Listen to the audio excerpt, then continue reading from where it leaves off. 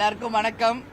இன்றைக்கு நீர்வளத்துறை, ஊரக ஊராட்சி மற்றும் ஊராட்சி துறை சார்ந்தும் சுற்றுலாத்துறை மற்றும் கலை மற்றும் இன்னைக்கு டிஸ்கஷன் நடந்திருக்குங்க. நம்ம நீர்வளத்துறை தான் ரொம்ப ரொம்ப இம்பார்ட்டன்ட். ஏன்னா இன்னைக்கு நீரின்றி அமையாத உலகுன்னு நாம் ஏற்கனவே சொல்லியிருக்கேன். ஸோ அதற்கு தமிழ்நாட்டில் இருக்கிற எல்லா நதிகளை முதல்ல இணைக்கணும். அதே மாதிரி இன்னைக்கு நம்ம எல்லாரும் சென்னையில் இருக்கோம். இங்க இருக்கின்ற நம்மளுடைய கூவம் மற்றும் அடையாறு ஆறுகள் சீரமைக்கப்பட்டு இப்ப வெளிநாடுலாம் இருக்கிற மாதிரி, வெனிஸ்ல எல்லாம் இருக்கிற மாதிரி ஒரு சிறந்த அது நதியாக இருந்தது, இன்னைக்கு கூவம் மாற மாறிடுச்சு. அதை மீண்டும் அதை புதுப்பிக்கணும். இது போன்ற கருத்துக்கள். அது மட்டும் இல்லை, இன்னைக்கு சென்னை மகாபலிபுரம் மற்றும் பாண்டி வரைக்கும் க்ரூஸ், அதாவது போட், அந்த ஷிப் மாதிரி விடுறேன்னு சொல்லியிருக்காங்க. இதெல்லாம் ஒரு நல்ல ஸ்கீம். அதெல்லாம் வரணும்னு சொல்லி இந்த நேரத்தில் நான் கேட்டுக்கிறேன். அதே மாதிரி நம்மளுக்கு மெட்ரோ ட்ரெயின் மாதிரி மெட்ரோ வாட்டர்ல மெட்ரோ அதுவும் சொல்லியிருக்காங்க. இதெல்லாம் வந்தா நல்ல விஷயமா இருக்கும். பட் எல்லாமே அறிவிச்சிருக்காங்க. நாம பொறுத்து இருந்து பார்ப்போம். இதெல்லாம் வரணும்னு சொல்லி நான் இந்த நேரத்தில் கேட்டுக்கிறேன். அதே மாதிரி என்னுடைய தொகுதியில பார்த்தோம்னா நிறைய விஷயம் இருக்கு. உங்க எல்லாருக்கும் தெரியும், விருதுகிரீஸ்வரர் ஆலயம் இருக்கு. அதனால அது ஒரு சுற்றுலாத்துறையா அறிவிக்க வேண்டும் என்பதும், அங்க இருக்கிற தெப்பக்குளத்துல படகுகள் விட வேண்டும் என்பதும் என்னுடைய கோரிக்கை இன்னைக்கு. அதே மாதிரி நிலத்தடி நீர், இன்னைக்கெல்லாம் பார்த்தா 100 அடி 200 அடி போர் போட்டா கூட தண்ணி கிடையாது நிலத்தடியில. சோ அந்த நிலத்தடி நீரை உறுதி செய்வதற்கு எல்லா இடத்திலுமே ஏரிகள், குளங்கள் தூர்வாரப்பட்டு அந்த நீர் தேக்கம் செய்யும் போதுதான் நிலத்தடியில நீர் நிச்சயம் உருவாகும். அது மட்டும் இல்லாம குடிக்கிறதுக்கும், தொழில்களுக்கும், விவசாயத்திற்கும் அதன் மூலம் நம்மளால தண்ணீரை கொண்டு வர முடியும். எனவே நிச்சயமாக தூர்வாரப்பட வேண்டும் என்பது மிக மிக முக்கியமான ஒரு கருத்து. இன்னைக்கு டேம்ஸ் இருக்கு, அதெல்லாம் தூர்வாரிய பல வருஷம் ஆயிடுச்சு. சோ எல்லா இடமும் தூர்வாரி வருகின்ற மழை காலத்திற்குள்ள எல்லா இடங்களிலும் நீர்நிலைகளை உயர்த்துவதற்கு நிச்சயமாக இந்த ஆட்சி எல்லா விதத்திலும் இப்ப இருந்து முன்னெச்சரிக்கை நடவடிக்கை எடுக்க வேண்டும் என்றும், என்னுடைய தொகுதியான புலியூர், பவழங்குடி, கட்டியநல்லூர் போன்ற ஊராட்சி பகுதிகளில் பொதுப்பணித்துறை சார்பாக பணிகளை செய்து தரணும் என்றும், சிந்தலூர் ஏரியை ஆழப்படுத்தி தர வேண்டும் என்பது போன்ற விஷயத்தை நம்ம சொல்லியிருக்கோம். எங்க நம்மளுடைய விருதாச்சலத்தில் பாத்தீங்கன்னா மணிமுத்தாறு, அதுதான் மிகப்பெரிய ஒரு ஆறு. ஆனா இன்னைக்கு பார்த்தோம்னா அந்த டவுன்ல இருக்கிற குப்பைகள்லாம் கொண்டு போய் அந்த ஆத்துல கொட்டுறாங்க. நிலத்தடி நீர் மாசோட இல்லாம மணிமுத்தாறுமே முழுவதுமாக மாசு அடைகின்ற ஒரு நிலையெல்லாம் இருக்கு. சோ இதெல்லாம் கரெக்டா ஒரு சிஸ்டமேட்டிக்கா பண்ணி குப்பை கூலங்களை அகற்றி அந்த மணிமுத்தாறை எல்லா விதத்திலுமே பாதுகாத்து கரைகளை பலப்படுத்தி அந்த நதிகளை நிச்சயம் ஆறுகளையும் ஏரிகளையும் குளங்களையும் சரி செய்தாலே நிச்சயம் நம்மளுடைய நீர் தேவையை நாம் நிறைவேற்ற முடியும் என்பதையும் இந்த நேரத்தில் இந்த நீர்வளத்துறை, சுற்றுலா மற்றும் ஊரகத்தை பத்தி நான் சொல்லுகிறேன். அது மாதிரி இன்னைக்கு வெளிநாடுகளுக்கு இணையாக நாமும் தன்னிறைவு பெற்ற நாடாக மாறணும் அப்படின்றதா இன்னைக்கு என்னுடைய கருத்து. இன்னைக்கு மற்றவர்களுக்கு வாய்ப்பு கொடுக்கறதுனால எனக்கு இன்றைக்கு வாய்ப்பில்லை. நாளைக்கு நான் துறை சார்ந்து, உணவுத்துறை சார்ந்த மானிய கோரிக்கையில நாளைக்கு பேச இருக்கிறேன். நாளைக்கு கவன ஈர்ப்பு தீர்மானமும் வருகிறது. சோ நாளைக்கு என்னுடைய உரையை நான் ஆற்ற இருக்கிறேன். நீங்க எதுவும் கேள்வி கேட்கணும்னா கேளுங்க. அனைத்து சட்டமன்ற உறுப்பினர்களுக்கும் வாகனம் அறிவிச்சிருக்காரு. ஆமாங்க, ஆமா. இன்னைக்கு எல்லா எம்எல்ஏஸ்க்கு வாகனம் அறிவிச்சிருக்காங்க. அதுல 2 விஷயம் இருக்கு.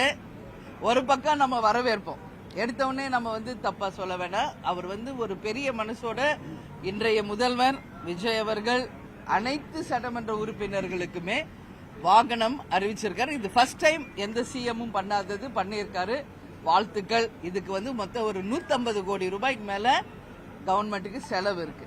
ஏன்னா மாச செலவு இருக்கு, வருஷ செலவு, வாகன செலவு. ஆனா என்னோட மைண்ட்ல என்ன தோணுதுன்றது நான் சொல்றேன். கேப்டன் எப்படி திங்க் பண்ணுவாரோ அப்படிதான் நானும் திங்க் பண்ணுவேன். இன்னைக்கு பல்வேறு பிரச்சனைகள் தமிழ்நாட்டில் இருக்கு. இன்னைக்கு சட்டமன்ற உறுப்பினர்களா இங்க வர்றவங்களுக்கு ஒரு 90% எல்லாருக்குமே வண்டி இருக்கு, எல்லாருக்கும் இருக்கு. புதிதாக வந்த தாவேக்கா இது போன்ற ஒரு தாவேக்கால நிறைய பேருக்கு இல்லை, அது தெரியுது. ஒரு சிலருக்கு இல்லை. பட் இதனால வந்து ஒரு 150 கோடி ரூபாய் இதுக்கு இன்வெஸ்ட் பண்ணியிருக்காரு முதல்வர். அதை நம்ம ஒரு பக்கம் வரவேற்போம். அது ஒரு பக்கம் இருந்தாலும் மற்ற விஷயங்களிலும் கவனம் செலுத்தணும். இன்னைக்கு விவசாயிகள், நான் இப்ப கிராஸ் பண்ணி வர எல்லா விவசாயிகள் நிக்கிறாங்க. அவங்க சொல்றாங்க முழு கடன் தள்ளுபடி பண்ணுவாங்கன்னு எதிர்பார்த்தோம், நீங்க மட்டும்தான் அதை பத்தி பேசிட்டு இருக்கீங்க அப்படின்றாங்க. சோ அந்த மாதிரி விவசாயிகள், ஏழைகள் உண்மையாக தேவை இருக்கிறதுக்கும் அந்த பணத்தை வந்து ஒதுக்கி முழு கடன் தள்ளுபடி செய்திருந்தால் விவசாயிகளுக்கு அது மிகப்பெரிய ஒரு வரவேற்பை பெற்றிருக்கும். அது ஒட்டுமொத்த விவசாயிகளும் சரி, தமிழக மக்களும் அதை வரவேற்றிருப்பாங்க என்பதை முதல்வர் கவனத்துக்கு நான் கொண்டு போக விரும்புகிறேன்.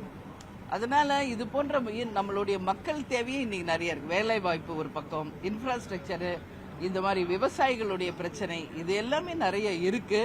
சோ அதுலயும் வந்து முதல்வர் கவனம் செலுத்தணும்னு நான் கேட்டுக்கிறேன். சர்க்குலர் ரிவோக் செய்யப்பட்டிருக்கு.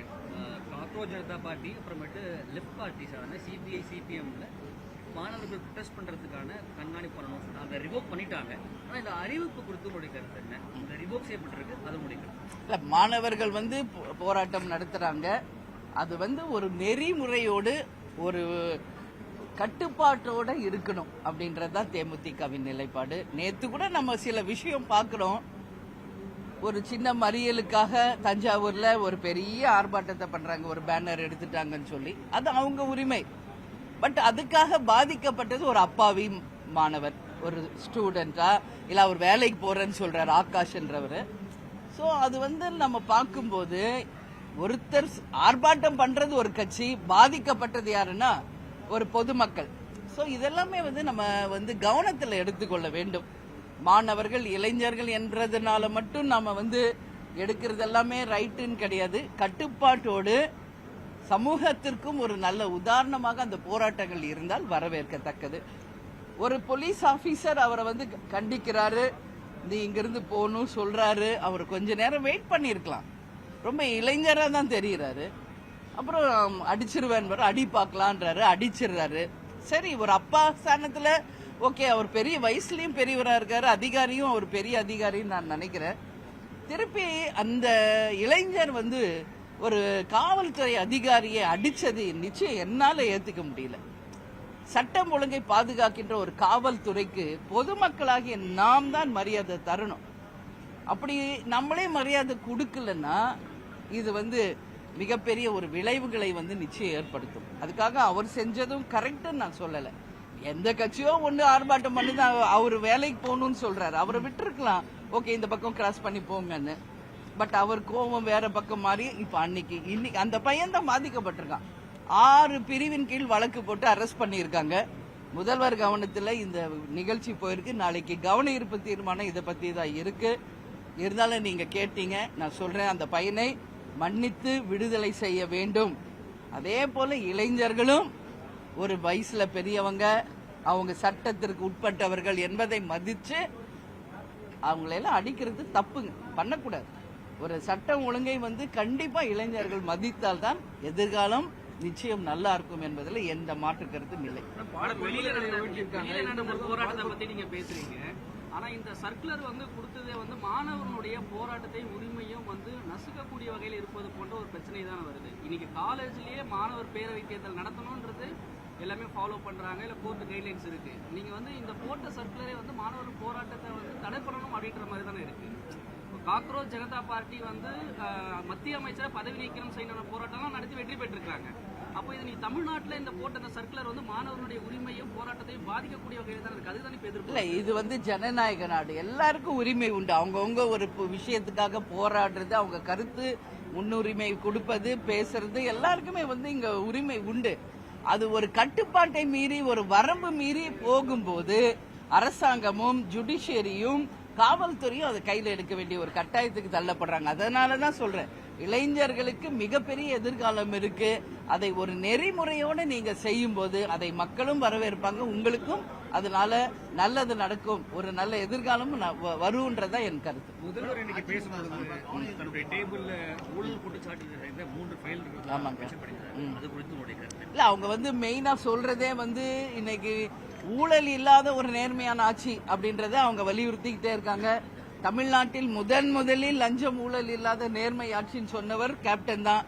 இன்னைக்கு அதை நம்மளுடைய இன்றைய முதல்வர் விஜய் அவர்கள் அதை வலியுறுத்தி ஊழல் இல்லாத ஒரு ஆட்சியை கொடுக்க போறோம், ஒரு ரூபா கூட யாரும் ஊழல் செய்ய மாட்டோம், அதுல உறுதியா இருக்கும், அடிக்கடி அவங்க சொல்றதை வரவேற்கிறோம். ஆனாலும் சில பக்கம் இப்பொழுதே அதுக்கான எல்லாருமே ஊழல் வாங்க ஆரம்பிச்சுட்டாங்கன்னு சகோதரர் அண்ணாமலையார், நயினார் நாகேந்திரன் சொல்ல ஆரம்பிச்சிருக்காங்க. சோ முதல்வர் அதை ஊழல் இல்லாத ஒரு ஆட்சியை கொண்டு வரணும்னு விரும்புறாரு. சோ அதுக்கு அவங்க கட்சியை சேர்ந்த எல்லாரும், அனைத்து எம்எல்ஏக்களும் நிச்சயமாக அதுக்கு ஒத்துழைச்சு உண்மையாகவே லஞ்ச ஊழல் இல்லாத ஒரு நேர்மையான ஆட்சி வந்தா நல்லது. என்னை பொறுத்த வரைக்கும் நான் பொதுவெளியில எல்லா மக்களிடையும் நான் பேசுவேன். கிரவுண்ட் லெவல்ல இந்த ஆட்சியில 2 விஷயம் பாராட்டுக்குரியது. ஒன்னு, லஞ்ச ஊழல் கட்டுப்படுத்தப்பட்டிருக்கிறது, அதுல மாற்று கருத்து கிடையாது என்பதை வரவேற்கிறேன். இன்னொன்று, கனிம வள கொள்ளையும் பெரிய அளவுல தடுக்கப்பட்டிருக்கிறது, இதுவும் நம்ம வரவேற்கணும். இந்த 3 மாசத்துல இந்த 2 விஷயமும் ஒரு பெரிய ஒரு வித்தியாசத்தை நம்மளால உணர முடிகிறது. அதனால நிச்சயமாக அந்த ஒரு நேர்மையான ஆட்சி அவங்க நிரூபிக்கணும்னு சொல்லி நான் கேட்டுக்கிறேன்.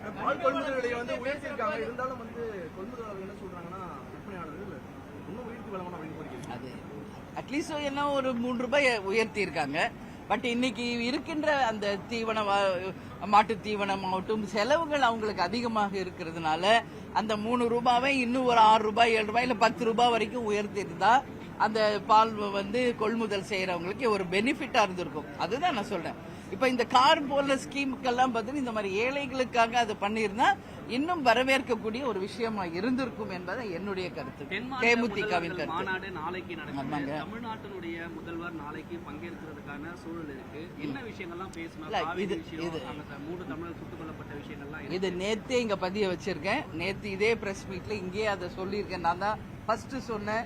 19, 10, 20, 2 நாளும் நம்மளுடைய திரு அமித்ஷா அவர்கள் சென்னை வர இருக்கிறார். மொத்தம் 6 சிஎம் இங்க கலந்துக்கிறாங்க. அதுல 4 பேர் புதிய முதல்வர்கள், 2 பேர் தான் ஏற்கனவே முதல்வர்களாக இருந்தவங்க.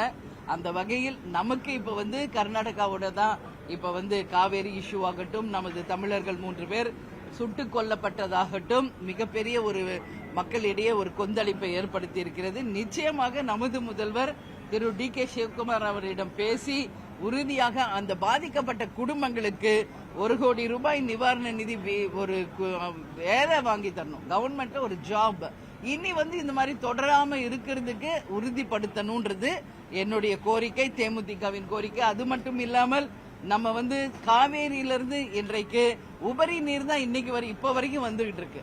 அந்த உரிமையான தண்ணீர் வந்தா கடமடை வரைக்கும் போகும்போது இன்னைக்கு விவசாயிகளுக்கு அதனால பெனிஃபிட் ஆகும். இன்னைக்கு வரைக்கும் கடைமடை வரைக்கும் தண்ணி போகல. அதனால நம்ம விவசாயிகள் பெருசா பாதிச்சிருக்காங்க இந்த வாட்டி. அது மாதிரி நம்மளுடைய குறுவை சம்பா இது வரைக்கும் அவங்க பயிரிட முடியல. இப்ப முடிஞ்சு இன்னும் சம்மர் எல்னினோ எல்லாம் வந்தா விவசாயிகளுடைய வாழ்க்கை கேள்விக்குறியா இருக்கு. சோ இதெல்லாம் கன்சிடர் பண்ணி நமது முதல்வர் அவர்கள் டி.கே. சிவகுமாரிடமும் நமது உள்துறை அமைச்சர் திரு அமித்ஷாவிடமும் இதை வலியுறுத்தி காவேரியில உரிமை தண்ணீரையும், அந்த காட்டுல மாடு தேடி போனாங்களா, மரத்தை வெட்ட போனாங்களா, இல்லனா அவங்க எதுக்கு போனாங்கன்றதே தெரியாம ஒரு நிகழ்ச்சி நடந்திருக்கு. காலுக்கு அதான் நான் நேத்தே சொன்னேன், முழங்காலு கீழே தான் சுடணும், அப்படி ஒரு விதி இருக்கு. பட் அவங்க காலில் போட்டிருந்த செருப்பு டேக் ஒட்டா அப்படியே ஃப்ரெஷ்ஷா இருக்கு, அந்த ஸ்டிக்கர் கூட பிரிக்கல. சோ இது செட்டப் பண்ண மாதிரி இருக்கு. அந்த போட்டோஸ் எல்லாம் பாக்குறப்போ இது திட்டமிட்ட ஒரு படுகொலையா தான் நம்ம பார்க்கணும். இதுக்கு நிச்சயமாக அந்த குடும்பங்களுக்கு ஒரு நியாயம் கிடைக்கணும்னு சொல்லி நான் கேட்டுக்கிறேன். ஓகே, நன்றி.